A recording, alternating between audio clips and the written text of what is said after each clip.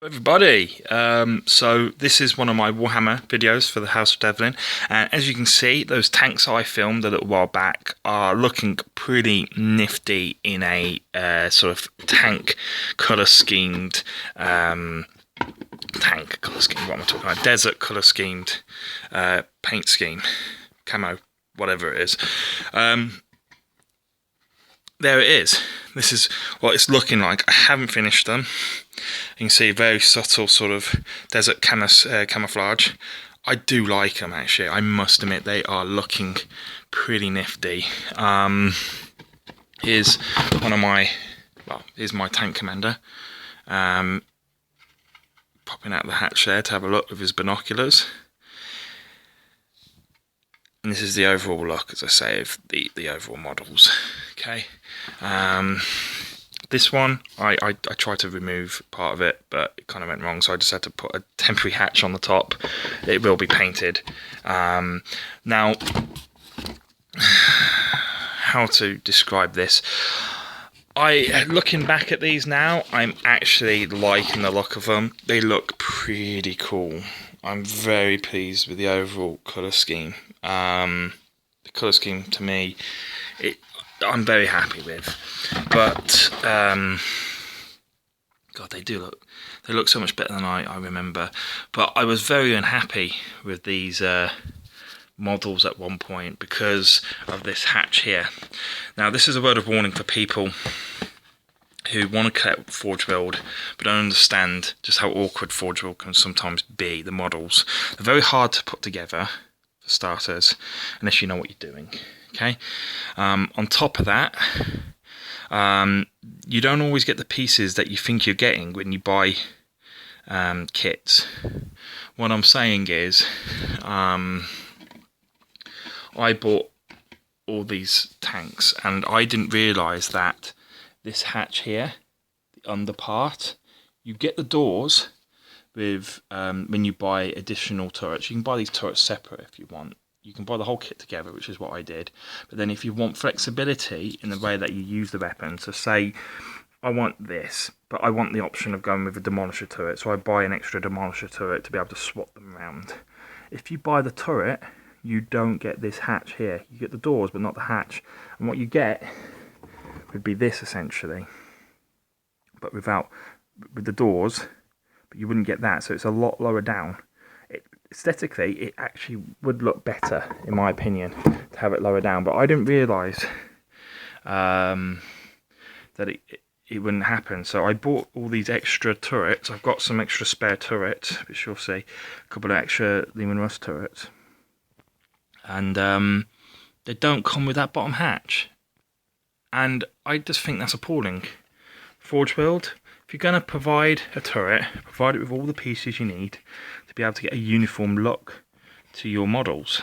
You know, I've bought them and basically you've put me off collecting these now because I like uniformity, you know. Now, luckily for me, I've discovered you can actually, if you buy the proper commander model, which is this isn't one. This is just a normal tank commander. But if you buy the proper, what's described as the tank commander in Forge Build, you do get this bottom hatch part here. So I'm going to probably do the turrets up and have a tank commander, possibly, most likely, with oh, it's so annoying now. Honestly, you can see how pissed off I am with Forge World. If you want a uniform look, they just make it so difficult. The models are hard enough to put together anyway. But other than that, the models are brilliant. I do love Forge World. I'm not complaining, but I just wanted to show you a quick update. Now, that's my box of Death Corps which are left. And along with them, I have a lot. Okay, and I'm just going to take you... It's so messy in here, I do apologise. Does the light make it better? Just a little bit. Okay, you can see I'm working on some extra guardsmen. Heavy bolters.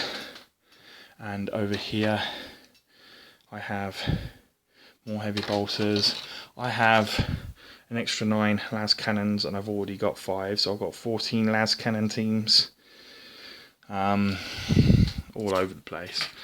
As you can see, I'm just trying to make room because I haven't got storage for these yet. I haven't got a transport box, and I'm starting work on some cavalry. I've got 14 cavalry, and I've done another standard bearer. I've already got one. I've made it so he's holding it in both hands, but I didn't like the fact it was kind of slanted, and I didn't like how I did the back. It looked a bit, but you can see where I put some green stuff to fill in the gaps. But this guy normally comes with a las gun. I didn't like the way it looked, so I just gave him this sort of at rest arm here also, as you can see. And I love him. I think he looks brilliant. I can't wait to put him in my command squad once he's done and dusted. As you can see, full drilled models, they look brilliant. I don't know if you can see it, but you have to use green stuff on pretty much every single model. A word of warning also, guys who do like the Forge World miniatures, I mean, who doesn't? They look brilliant. But guys who like them but have never worked with them before and don't understand how, as I say, annoying they can be, here's my word of warning.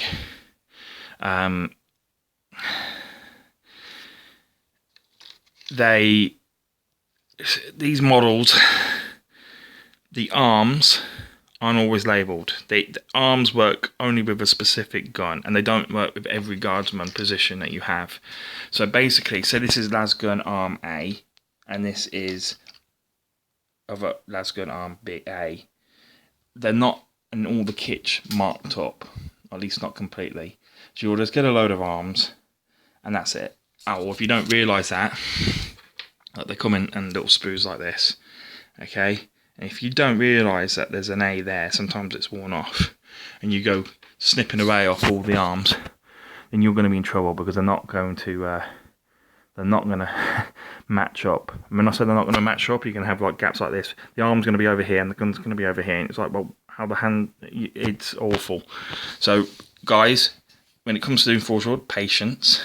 Second of all, have a kettle ready so you can melt the resin down a little bit, so you can move it around and reposition it, and have a lot of green stuff, because otherwise you're going to have they're not going to look good. The models are not going to look good. This is how they come. You see, they come armless, and you put both arms together. And as I say, they don't always match. There's some big gaps sometimes. So just a word of warning. But this is just my progress. You can see the colour scheme I'm going to go for. It's a desert camo. I was going to sell my tanks. But as you can see, these are turrets. And this is what I mean. Normally you just have the hatch doors there. And it's a very flat look. But I want the hatches to match. So I might, let's see, might just work with what I've got there. And hopefully create a good finish overall. But I'm not sure. I might sell, I might not. But overall, there's some progress. Thank you.